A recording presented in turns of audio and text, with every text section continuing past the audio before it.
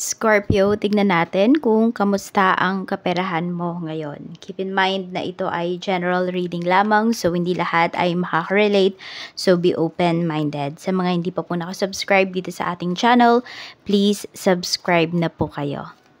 Ayan, pwede nyo pong panoorin yung inyong moon, rising, and Venus sign. Ayan, kasi karamihan po sa inyo, ang pinapanood nyo talaga is yung inyong sun sign. So, tignan natin, kamusta ba yung energy mo in terms of your finances.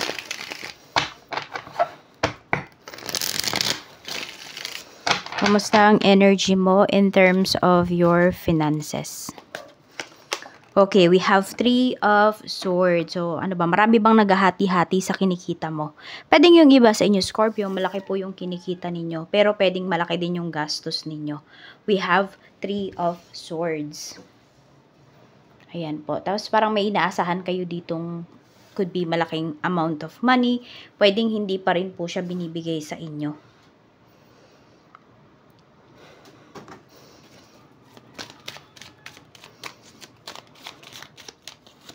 We have Queen of Pentacles. Maganda naman yung relationship mo with your money.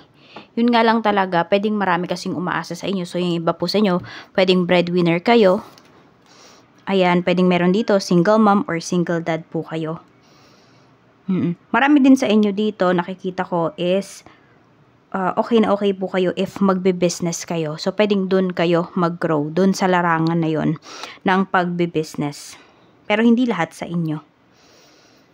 Okay, for some of you, pwedeng sa third try ninyo ng pagbe-business, dun nyo po mahanap yung success talaga. Or doon na kayo magsasucceed sa pangatlong business po ninyo. So, ganun talaga. Trial and error din naman kasi ang pagnenegosyo. So, nakikita ko naman dito maganda yung pag-handle mo ng finances mo. Yun nga lang kasi maraming nakikihati talaga. So, doon ka lang siguro nagkakaroon ng problema. Pero kung ikaw at ikaw lang din talaga, ang ganda ng flow ng money para sa'yo. Dire-diretso talaga siya eh. Tignan natin ano ba yung past issues mo in terms of money. Past issues po, Spirit Guide. Pagdating naman sa kaperahan. Ano po ang past issues? We have autocracy. Yun nga. Pwedeng kayo lang talaga yung kayo lang talaga yung kumikita. Kaya po kahit malaki yung kinikita ninyo dito, maganda yung flow ng money, hindi talaga kayo nakakapagtipid or hindi kayo nakakapagsube, hindi kayo nakakapag-save ng money po ninyo.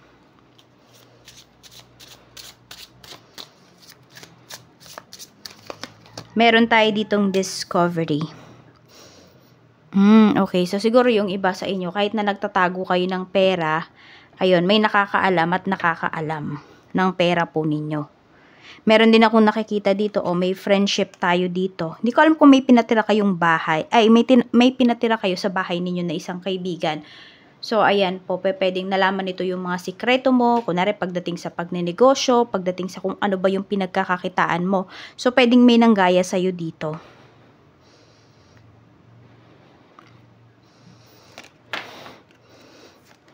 Tignan natin, ano pa yung mensahe for you?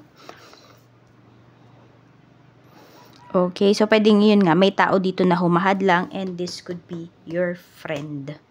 Ayan, isang kaibigan na humahad lang sa growth mo. Siguro naiinggit to sa'yo kasi nakikita niya na nag-grow yung finances mo. Na okay yung pamumuhay mo. Tignan naman natin, present issues. Okay, pagdating sa pera. Ano naman yung problem mo ngayon pagdating sa kaperahan? We have 8 of Swords. Meron tayong 9 of Swords. Meron ba kayong utang? Ayan. Pagdating sa bahay, yung iba po sa inyo, or kasi nga kayo yung breadwinner, parang ito pa rin yung yung energy, ito pa rin yung pinaproblema mo, yung issues mo in terms of money. Pwedeng kayo pa rin talaga lahat. Yan hindi kayo makatulog dito. Lagi kayong nag-iisip. Yung iba sa inyo, parang meron kayong mga gustong ikat na mga connections, communications, para hindi na kayo maabala. Meron bang may utang dito sa mga lending apps, ganyan. So, yung iba sa inyo, pwedeng hindi na po kayo nakakatulog kasi it's either tinatawagan yung mga kakilala po ninyo, hindi tumitigil. Pwedeng ang nag-ano sa'yo dito, ang nag-engganyo sa'yo, na kunwari umutang, ganyan, is pwedeng kaibigan mo. Ayan, lumalabas talaga yung energy niya dito. Yung iba naman po sa inyo, pwedeng hindi yan sa mga lending apps. I don't know kung may utang kayo sa bangko. So, pwedeng yun yung isa sa pinoproblema po ninyo. Kasi pwedeng naging collateral ninyo yung bahay. So, pwedeng malapit na ba siyang ma-remata. Tingnan natin. So, ayun, may mga problems kayo sa family. Ayan, sa bahay, sa kaibigan. Tingnan natin, okay. Pagdating naman sa, okay, iyo pong,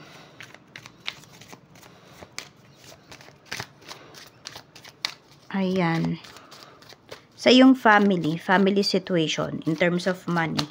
Tingnan natin. We have Knight of Wands. Meron dito gustong tumulong sa'yo.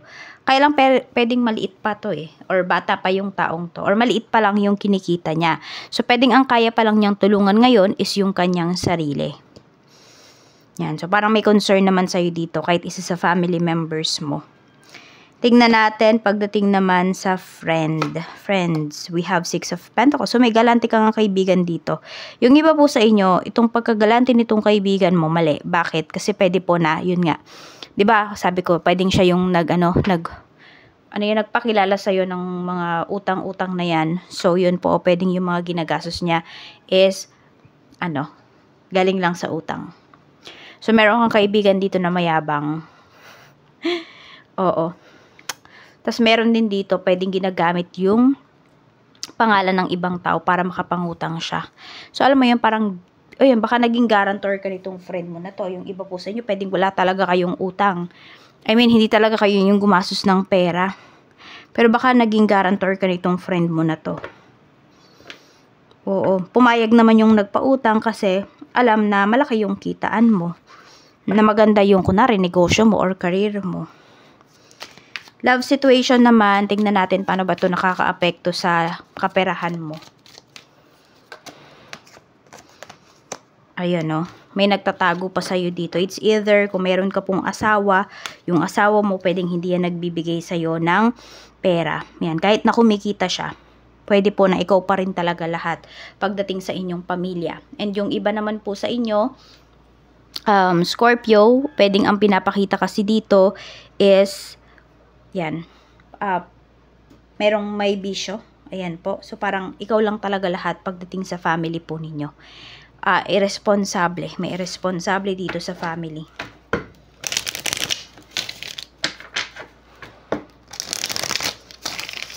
Sa career naman, tingnan natin. Career mo naman. We have Ace of Swords. Yung career mo po, ayan, may aasahan ka talaga dito pagdating sa iyong career, sa chosen career mo, sa current career mo. Tingnan natin.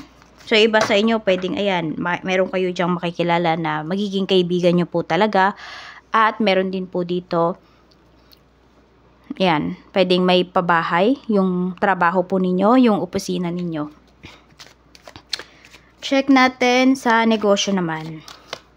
We have 3 of Pentacles. Ayan din po pagdating sa negosyo. Maganda rin yung pinapakitang energy para sa inyo dito pagdating sa negosyo, Scorpio.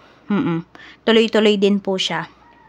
Kaya lang, ayun nga, dapat lang talaga kasi is hindi lahat sa'yo.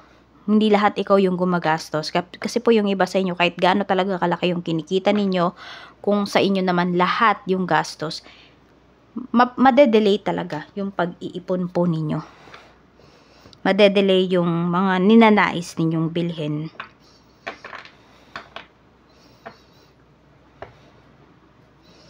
Tingnan natin. Mensahe pa para sa'yo. Mensahe pa po natin, Spirit Guide. Para kay Scorpio, Sun, Moon, Rising, and Venus. Meron tayo ditong don't take action when there's a feeling of resistance. Okay, pag nagdadalawang isip daw kayo, either may bibilhin kayo, magre-resign kayo, or kung ano pa man yang tungkol sa inyong kaperahan, wag na wag daw po kayong magdedesisyon, wag na wag kayong magja-jump into something na pwede po ninyong pagsisihan. Huwag kayong magte-take ng actions. Tignan natin.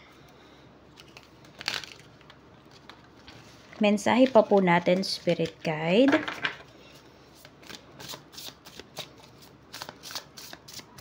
Pwedeng may ma-discover ka rin naman dito, no, na pwedeng pagkaperahan talaga at pwedeng ikaw yung magiging pioneer dito.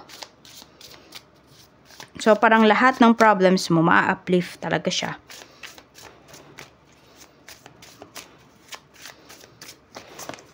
We have reconciliation. May pag-aayos din tayo dito. So, pwedeng yung friend mo na yan, na nilagay ka sa alanganin.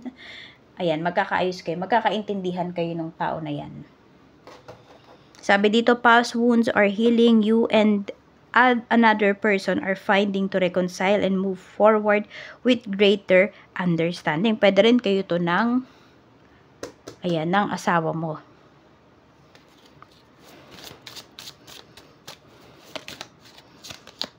Wrong decision. Ayun yun, no? Kaya, alam nyo po, pag kayo ay nagdadalawang isip towards sa isang bagay, huwag nyo na pong itutuloy kasi ibig sabihin daw niyan, maling desisyon yon. Sabi nga dito, think before you act. Reckless behavior can lead to bad consequences. Baka mas mahirapan pa po kayo. Ayan, kunwari, may nagsasabi sa'yo, pwede bang magamit yung pangalan mo as guarantor? Nagdadalawang isip kayo, huwag kayong pumayag. Actually, kahit di kayo nagdadalawang isip, huwag kayong pumayag. Kasi masisira yung reputation nyo dyan. Kasi di ka naman sure kung makakabayad yung gagamit ng pangalan mo. So, ayan lang po. Maraming salamat, Scorpio. Mag-iingat ka and more blessings to come.